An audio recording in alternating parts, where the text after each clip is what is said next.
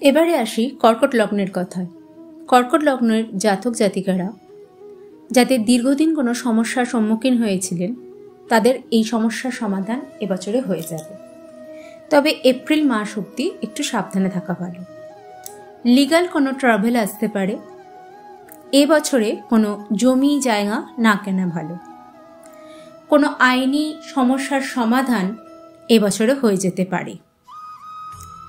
কর্কট লগ্নের জাতক জাতিকারা নিজেদের ব্যয়টাকে একটু কন্ট্রোল করবেন, কারণ প্রচুর ব্যয় বাড়বে।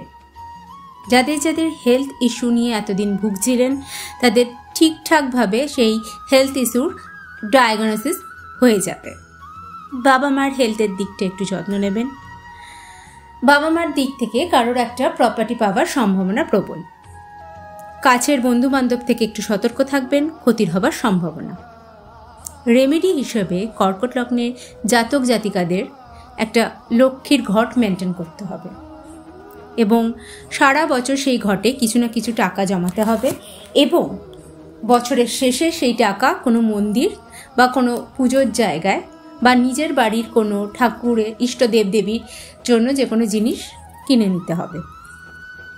বছরের শুরুতে নিজেদের জন্য একটা রেকারিং অবশ্যই চালু করতে হবে।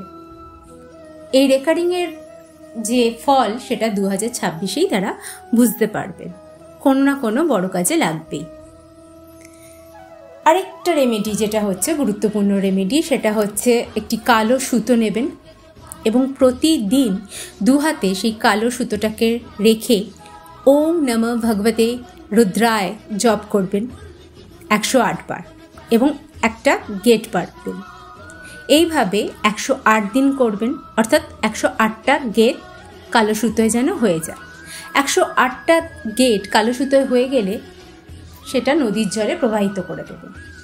দিয়ে আবার নতুনভাবে সুতোটা যেমন করে শুরু করেছিলেন সেইভাবে আবার ওম নমঃ ভগবতে রুদ্রায় বলে 108 বার জপ করবেন, আরেকবার গিট দেবেন। এভাবে আবার একটা নতুন কালো সুতোয় বা ধাগায় 108টা গিট বাঁধবেন।